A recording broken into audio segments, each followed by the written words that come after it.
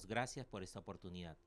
Queremos, Señor, suplicar tu presencia de entendimiento, de sabiduría y también a nuestra maestra. Te lo rogamos por Jesús. Amén. Amén.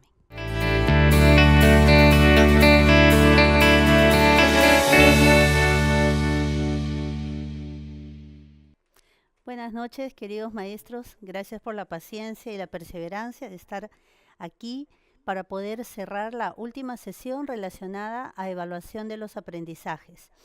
Habíamos comentado hace 2 semanas atrás que la intención era poder cerrar este tiempo atendiendo el instrumento que por excelencia nos va a ayudar a reconocer los desempeños de nuestros alumnos a través de descripciones concretas, puntuales, y sabemos que nos estamos refiriendo a las rúbricas.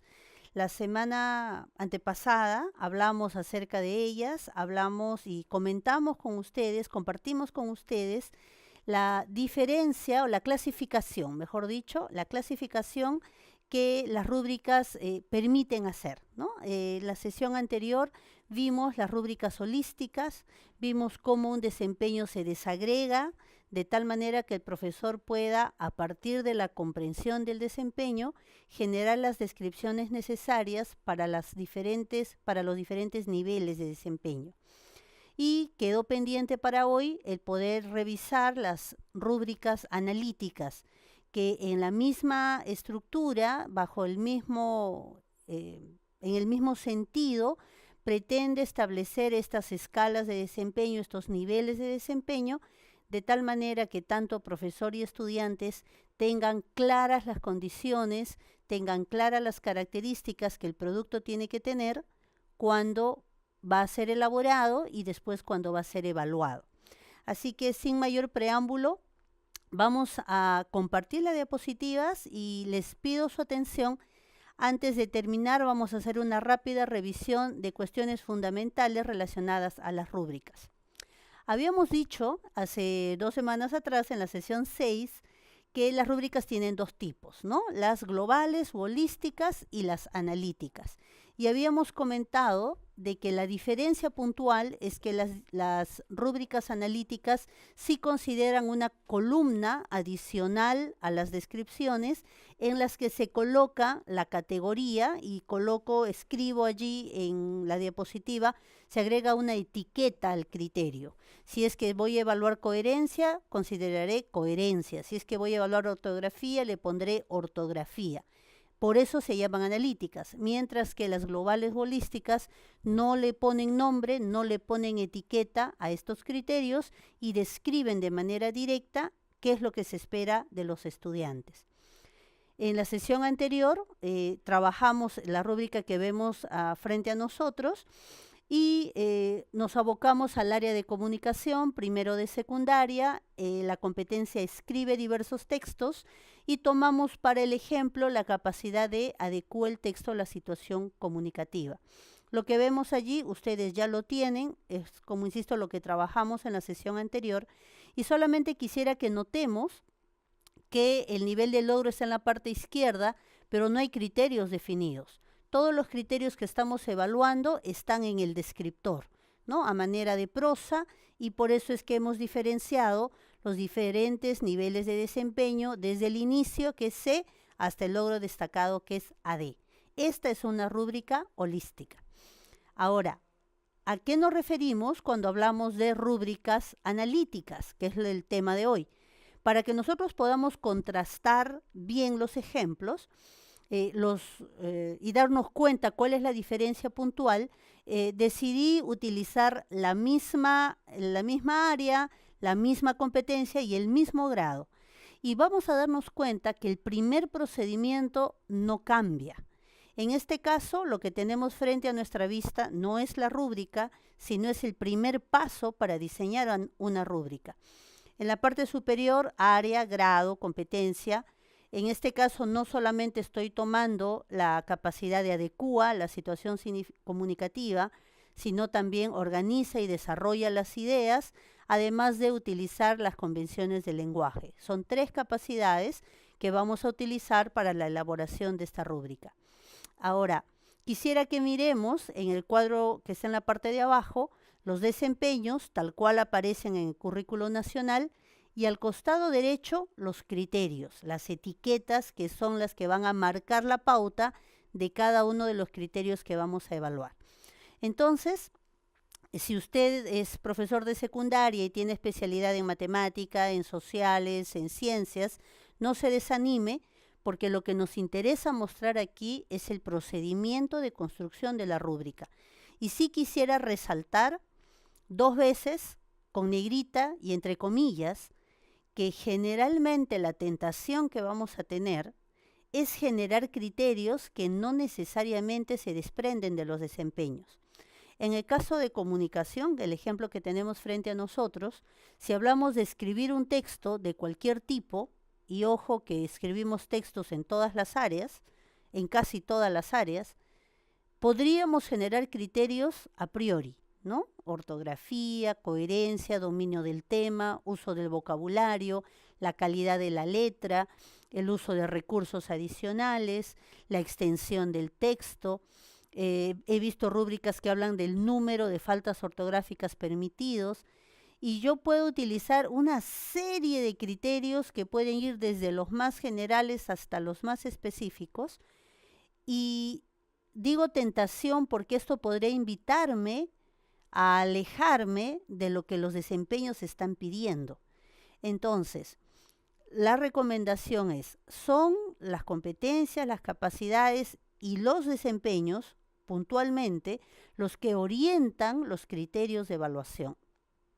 Si usted determina cuáles son los criterios de evaluación desde los desempeños, es libre de agregar otros, considerando que son estos criterios desprendidos de los desempeños los que le garantizan que ese estudiante está logrando lo que necesita en el año. Por lo tanto, los criterios que usted va a aumentar, si es que desea aumentar, no pueden tener la misma relevancia que estos, porque estos son, vamos a llamarle así, prioritarios, ¿sí? Entonces, volviendo al ejemplo, tengo la rúbrica analítica, el primer desempeño relacionado a la primera capacidad dice: adecúa el texto a la situación comunicativa, considerando el propósito comunicativo, el tipo textual y algunas características del género discursivo, así como el formato y el soporte. En la sesión anterior analizamos muy al detalle este desempeño y decíamos que está compuesto por 2 elementos principales: la adecuación del texto a la situación y además, después del punto aparte, el mantener el registro formal o informal. Son los 2 aspectos más importantes. En la última línea nos añade un criterio más. Dice, seleccionando diversas fuentes de información complementaria. De allí es que podemos deducir que los criterios que saltan a la vista son 3. Primero, el nivel de adecuación o adecuación, como lo he colocado. Segundo, el uso de registro, qué tipo de registro utiliza. Y el tercero, el uso de fuentes. Hasta aquí el tema se presenta sencillo. Bajamos al siguiente desempeño. Es más extenso y lo que vamos a notar es que nos da muchas pistas relacionadas a los criterios que tenemos que mirar en un texto cuando lo evaluamos. El desempeño dice: escribe textos de forma coherente y cohesionada. Lo he puesto en negrita, ¿no? Esto es muy importante. Después desarrolla esa idea y dice: ordena las ideas en torno a un tema, las jerarquiza en subtemas e ideas principales y las desarrolla para ampliar o precisar la información sin digresiones o vacíos. Hasta aquí está desarrollando lo que tiene que ver con coherencia. ¿Por qué coherencia? Ordenar las ideas en torno a un tema, no salirme del tema. Establecer la jerarquía de las ideas. Primero, las ideas principales y las ideas que complementan esa idea principal están alrededor. En tercer lugar, dice que estas ideas además son ampliadas, ¿no? Una dificultad que tienen los niños cuando empiezan a redactar es que sus oraciones son muy cortas, no las amplían, y este es un tema de redacción que implica vocabulario, dominio de tema, pero también la coherencia necesaria para no hacer reiteraciones. Y no solamente nos presenta la necesidad de ampliar las ideas, sino de precisar la información. Miren este equilibrio que tenemos que trabajar con nuestros estudiantes. sin digresiones o vacíos, ¿no? Tiene que ir todo en una redacción coherente. Punto seguido. Estructura una secuencia textual, es decir, está argumentando o está narrando, está describiendo. Hay alguna estructura de base que se suele trabajar con mucho énfasis en el área de comunicación. Y dice que todo el texto responde a esa estructura de una forma apropiada. Luego habla del tema que tiene que ver con cohesión, porque dice, establece relaciones lógicas entre las ideas, como por ejemplo, relación de consecuencia, de contraste, de comparación, de disyunción, a través de referentes y conectores. Los noveles en redacción lo que suelen hacer es establecer una lista de oraciones que literalmente las ponen en lista, y cuando el profesor les hace la recomendación que no lo coloquen en lista, sino de manera como escrito en prosa, empiezan a poner un punto seguido y a colocar la lista, pero en prosa. Y entonces, ¿cómo tenemos que ir trabajando con nuestros estudiantes para que ellos establezcan estas relaciones a través del uso de conectores? Esto tiene que ver con la cohesión. Y otro aspecto importante, incorpora de forma pertinente vocabulario que incluye sinónimos y diversos términos propios de los campos del saber. Si es ciencia, si es geografía, si es historia universal, etc. De aquí, de todo este desempeño, yo obtengo claramente 3 criterios: la coherencia, la cohesión y el vocabulario. Ahora, puede surgir la pregunta, ¿tengo que utilizar estos 3 términos? No. Usted es libre de bautizar al criterio con un término obviamente asociado al desempeño, pero sí es recomendable que de acuerdo a la edad de los estudiantes, esos criterios les quede claro a ellos. Probablemente un niño de segundo o tercero de primaria difícilmente va a entender coherencia. Un jovencito de primero o segundo de secundaria le va a ser mucho más sencillo, ¿sí? Es una recomendación. Tercer desempeño. Vamos con la tercera capacidad. Utiliza recursos gramaticales y ortográficos. Nos ponen un ejemplo, ¿no? El punto aparte para separar párrafos. No es el único, ese es solo un ejemplo. Que contribuyen al sentido del texto. Emplea también algunos recursos textuales y figuras retóricas. Cuando hablamos de figuras retóricas, generalmente estamos pensando en textos literarios. Por lo tanto, no aplicaré este aspecto o este criterio si es que estoy hablando de textos funcionales o textos académicos. Dice con distintos propósitos para aclarar ideas y reforzar o sugerir sentidos en el texto, para caracterizar personas, personajes y escenarios, y para elaborar patrones rítmicos, aquí nos están hablando de textos líricos y versos libres, con el fin de producir efectos en el lector como el entretenimiento o el suspenso. De aquí se desprenden algunos otros criterios: el uso de una buena ortografía, el uso de recursos textuales y el uso de figuras retóricas. Lo he puesto con un asterisco porque, como señalo, corresponderá a cierto tipo de textos y no a todos. ¿Qué tenemos hasta aquí? Los desempeños son los que me marcan la pauta, de los desempeños se derivan los criterios, y yo podría añadir algún criterio más teniendo muy en cuenta que los que se derivan de los desempeños son los prioritarios. ¿Qué sucede si esto no se da de esta forma? Corremos el peligro de que nuestros estudiantes saquen una A, un 20, atendiendo a otros aspectos que no son relevantes o que son menos relevantes que los que hemos revisado. Si yo ya tengo los criterios establecidos, ahora empiezo a trabajar mi rúbrica de manera analítica, yendo criterio por criterio. Lo que tenemos frente a nosotros en la pantalla nos muestra este proceso, ¿no? En el encabezado, lo que nos corresponde trabajar, he dejado allí la capacidad de adecua, porque esos 3 criterios se desprenden de esa capacidad, y en este caso he decidido trabajar sobre 3 niveles, 3 momentos, ¿no? El inicio, el proceso y el logrado. Recuerden que cuando hablamos de escalas de estimación, decíamos que lo recomendable es tener 4 niveles, porque generalmente la tendencia es ubicarnos en el proceso. Con las rúbricas sucede lo mismo. La recomendación es tener 4 niveles. Yo estoy considerando 3, uno por espacio que tengo a disposición, y 2, porque los desempeños están tan bien planteados y ahora les voy a mostrar cómo voy jugando, cómo voy relacionando los términos para que quede claro qué es lo que espero del desempeño de mi alumno. Entonces vamos con el primer criterio, adecuación. Lo primero que tengo que completar es la primera columna, ¿cuándo es logrado? Una forma muy práctica es copiar esa parte del desempeño que habla de adecuación y pegarla, tal cual. Es lo que yo he hecho, ¿no? Adecúo el texto a la situación comunicativa, considerando el propósito, etcétera, etcétera, etcétera. Está pegada tal cual. En el caso de uso de registro, lo mismo, mantiene el registro formal o informal, adaptándose al destinatario.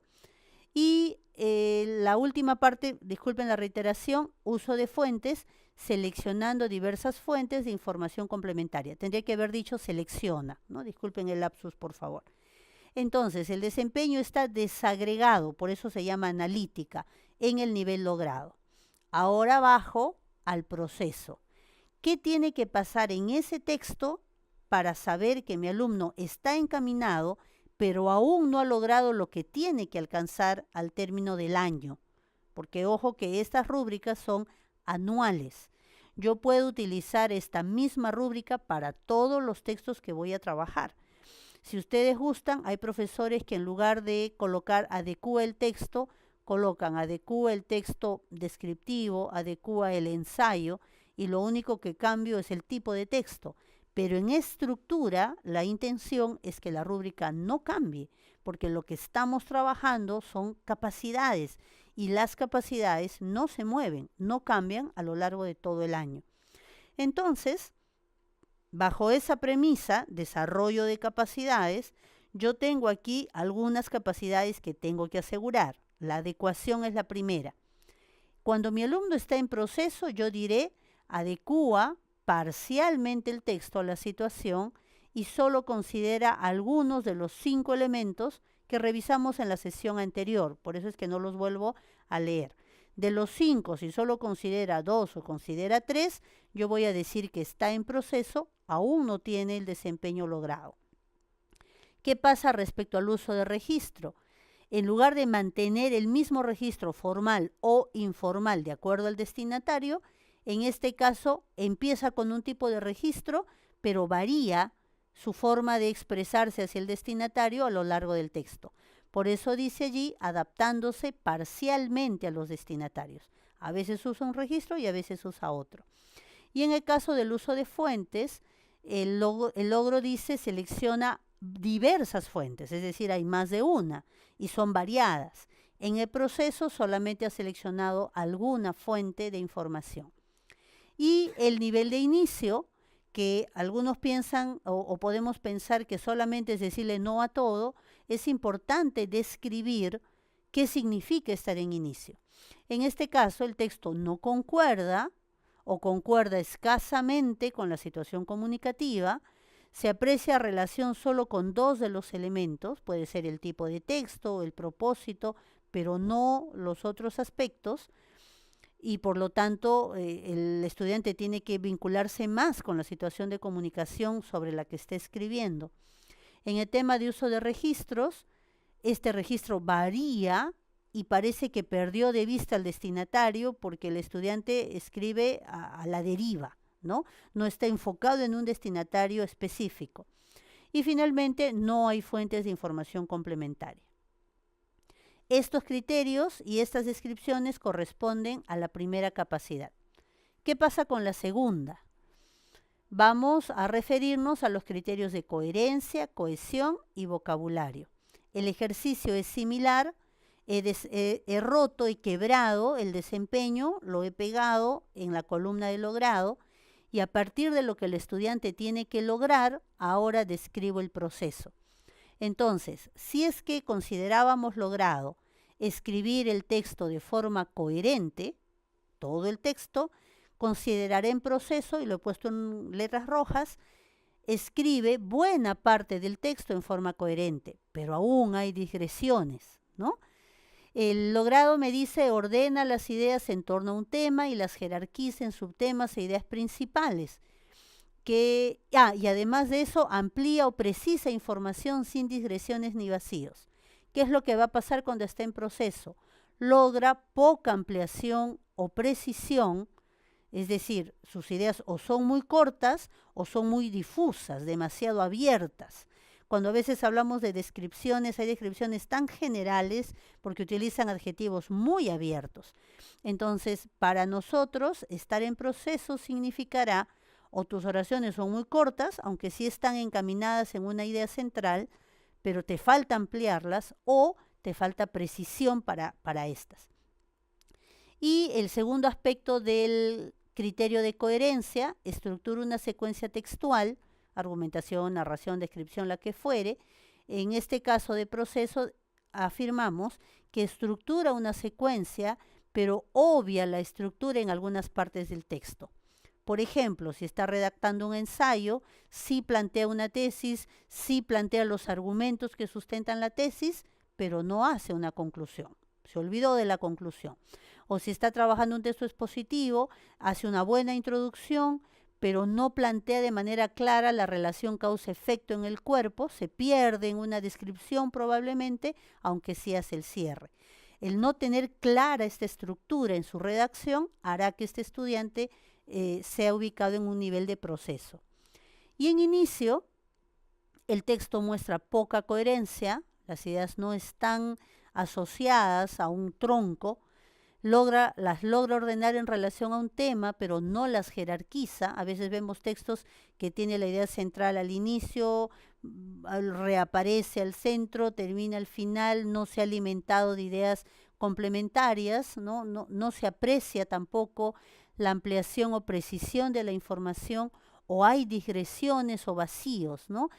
Está diciendo muchas veces lo mismo y obvia información importante que tendría que estar, por ejemplo.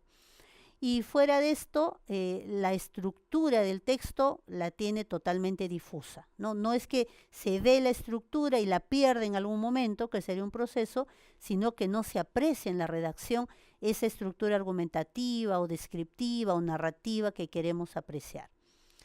Bajo esa misma lógica, redactamos o revisamos el criterio de cohesión. Aquí hablábamos del establecer las relaciones lógicas entre las ideas utilizando conectores y utilizando referentes. ¿Qué sucede si el estudiante está en proceso? Utiliza estos conectores o referentes solo algunas veces y no siempre que el texto lo demanda. Nos damos cuenta en la redacción que el texto pide el uso de ciertas conexiones y esas no están solo algunas veces, por lo tanto el desempeño está en proceso. ¿Cuándo estaría en inicio? Cuando las ideas no están cohesionadas, están sueltas, ¿no? Hay punto seguido, punto seguido, punto seguido, punto aparte, y no hay conexión entre ellas. Respecto a vocabulario, el tema es más sencillo, el desempeño es muy claro, un vocabulario pertinente al tipo de texto que está trabajando y el uso de sinónimos y términos temáticos. Bien, en proceso faltará alguno de estos aspectos o si hace uso de un vocabulario pero no de forma pertinente, y en el caso de inicio hablaríamos de un vocabulario pobre o insuficiente.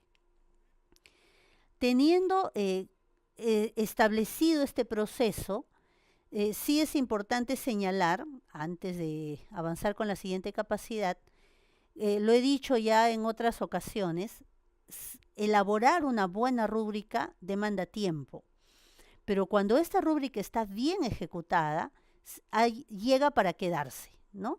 Recomendé también, recuerdo en alguna sesión anterior, que esta rúbrica sea revisada por otros maestros, de tal manera que sea validada. Y vamos a empezar a ponerla en práctica y a darnos cuenta que efectivamente su uso se puede perennizar. Todo lo que dure el currículo nacional, que tiene para rato. Aquí sí consideré importante hacerles un plus, o un paréntesis, si queremos decirlo así. Hay una capacidad que no está incluida en la rúbrica que tiene que ver con la reflexión del estudiante, la evaluación de su propio texto. Y para este proceso de reflexión y evaluación tenemos 2 desempeños. Cada desempeño está orientado a cómo el estudiante evalúa su producto y tenemos subrayados los mismos aspectos que aparecen en la rúbrica que acabamos de revisar.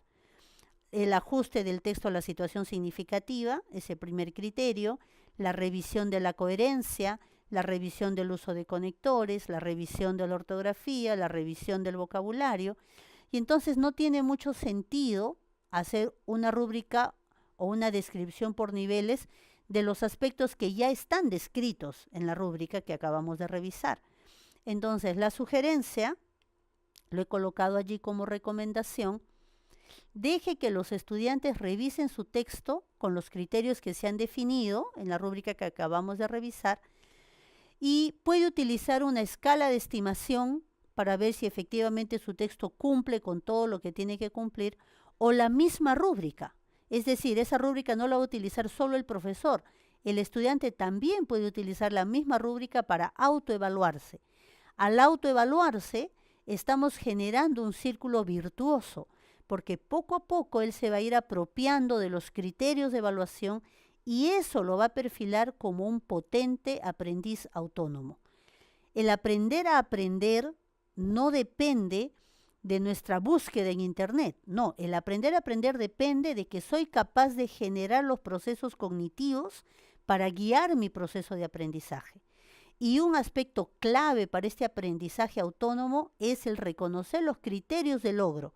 Cuando un estudiante es capaz de decir, este es mi texto, y me doy cuenta que el nivel de adecuación, el uso de la ortografía, el nivel de coherencia, el nivel de cohesión puede mejorar, de verdad que lo estamos haciendo demasiado bien. Así que impulsemos a nuestros estudiantes en este proceso de revisión, autoevaluación y coevaluación. Bien, sigamos. Vamos a hacer alguna recapitulación importante. El uso de las rúbricas implica ciertas ventajas que no debemos perder de vista. Primero, son ventajosas porque al ser descriptivas acercan al estudiante a comprender qué estamos esperando de su actuación. Cuando hablamos de actuación, de su exposición, de su producto, de su texto, de su boletín, de lo que vaya él a preparar, ¿no? El estudiante se da cuenta, sabe qué espero de él y sabe cómo tiene que hacerlo para que esto se identifique como un logro. Es el qué y es el cómo lo que me describe una rúbrica. Segundo, nos garantiza una evaluación objetiva, porque ya no va a depender de mi criterio, entre comillas, sino que al estar descrito lo que se espera del estudiante, yo no voy a vacilar tanto en definir si es un proceso, si es un logro o es un inicio. Por lo tanto, la evaluación va a ser más justa. Si usted ha sufrido reveses como tener un 14 porque era la máxima nota que ponía el profesor, usted va a estar de acuerdo con esto. Tercera ventaja. Esto es fundamental. Nos ayuda a brindar una mejor retroalimentación porque tengo a la vista los aspectos logrados y por mejorar. Me atrevo a decir que si no hay un proceso de retroalimentación que acompaña la devolución de la rúbrica, nos hemos quedado al 50%. La potencia de la rúbrica está en que el docente devuelve la rúbrica y hace el feedback. Esto sí se ha logrado, esto no se ha logrado, esto tienes que seguir trabajándolo. Y vamos a tener otras oportunidades de aprendizaje y de evaluación donde tú tienes que esforzarte en focalizar tu concentración, tus esfuerzos hacia estos aspectos que necesitan ser atendidos y desarrollados por ti. Y como última ventaja, una rúbrica bien construida, lo he dicho hace un momento, puede ser utilizada varias veces en el grado, siempre y cuando haya sido diseñada a partir de desempeños y no de contenidos. Si nosotros hacemos una rúbrica por cada producto o por cada contenido, nunca vamos a terminar, porque vamos a tener un conjunto de rúbricas acumuladas y estamos a la vez desviando nuestra atención de generar capacidades, porque los desempeños describen capacidades que son los objetivos de formación junto con las competencias que debemos de alcanzar. Para resumir entonces, los pasos para construir una rúbrica. Primero, muy importante, clave, relevante, seleccione la competencia, capacidades y desempeños para que va a utilizar como base para establecer los criterios de evaluación. No se lanza a establecer criterios si no ha analizado los desempeños previamente.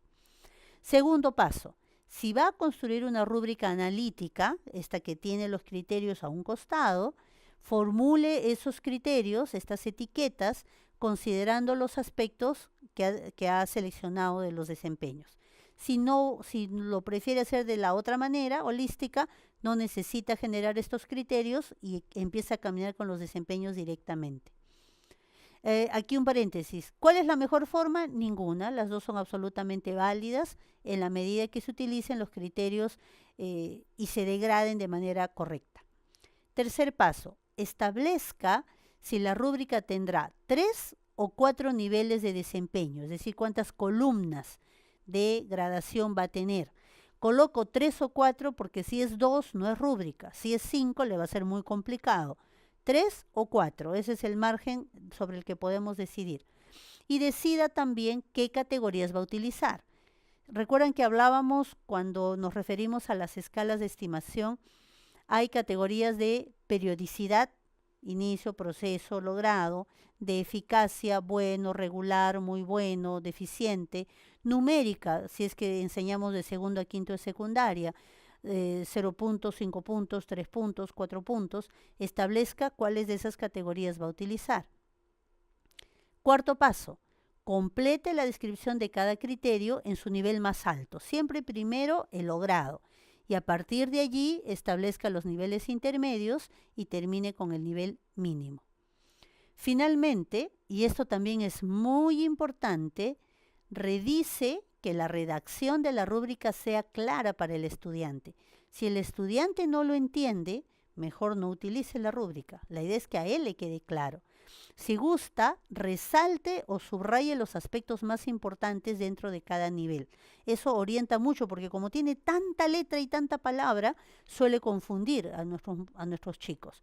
El uso de las negritas, el uso de color ayuda mucho. Entonces, ¿cómo puedo utilizar las rúbricas? ¿Cuándo y cómo? Cuatro consideraciones, 3 momentos. El antes, el durante y el después. El antes de evaluar. Escriba y explique a los estudiantes qué producto van a elaborar, qué características tiene que tener ese producto y por favor sea lo más claro que pueda. Es muy importante que a ellos les quede muy claro qué espera usted de ese producto. Descríbalo, muéstrelo si es posible. Otro aspecto, también antes de evaluar, entregue una copia de la rúbrica que va a utilizar el estudiante. Si es pertinente, muestre un ejemplo del producto. Si es un texto, muestre un texto. Si es una maqueta, o algunas fotos de algunas maquetas. Y este ejemplo puede ser un ejemplo que muestre el desempeño o los desempeños logrados, o puede ser algún ejemplo cualquiera que tiene alguna deficiencia donde usted va a marcar la atención y decirles, miren, esto no es lo que queremos es esto otro. Eso es importante. ¿Por qué esto es tan clave? Demanda tiempo, no es un retraso en la programación, es relevante para generar aprendizaje autónomo y desarrollo de capacidades. Estas dos cuestiones, presentar la rúbrica y explicar el producto, son dos cosas diferentes y son complementarias. No es lo mismo. Una cosa es la rúbrica con la que te voy a evaluar y otra distinta es el producto que te estoy pidiendo. Es una maqueta de tal medida, con tales características, con tales materiales, tiene que tener tantos carteles, etcétera, etcétera, etcétera. Ese es el producto. Tu exposición tiene que durar tanto tiempo, tiene que hablar de tal tema, tiene que generar ciertos subtemas. Ese es el producto. La rúbrica está evaluando capacidades y después nuestros estudiantes se van a acostumbrar a establecer la relación entre estos dos aspectos, producto o evidencia y niveles de desempeño. Bien, durante la construcción del producto, sea cual fuere, los estudiantes pueden y deben tener la rúbrica a la vista mientras están en su proceso de construcción. Oriéntelos a enfocarse en los criterios que usted va a evaluar. Cuando ellos están trabajando, esto aplica en cualquier área, usted acérquese y pregúnteles cómo vas en relación a este criterio, esto te queda claro, vamos monitoreando su avance. Y finalmente, al terminar el producto, pida a sus estudiantes que se autoevalúen utilizando la rúbrica y o evalúe los productos con ellos. Esto también es súper potente para el aprendizaje. Entregue la retroalimentación de manera oportuna. Y antes de terminar, yo quiero hacer una mención muy interesante que me acaba de comentar el profesor, el hermano Luis Palacios, acerca de un ejercicio interesante. Le pido permiso para compartirlo. En esta dinámica que me parece muy enriquecedora de aprovechar los primeros alumnos que terminan un producto, hacerles una revisión muy exhaustiva y potenciarlos a ellos para que después ellos evalúen a sus compañeros que además de tener una atención personalizada, están reforzando la generación de criterios y por ende la generación de capacidades y por ende el aprendizaje autónomo. Así que saquémosle provecho a las rúbricas, yo creo que podemos obtener mucho de ellas en cada una de las áreas. Les agradezco su atención y quedo atenta si es que hay alguna pregunta.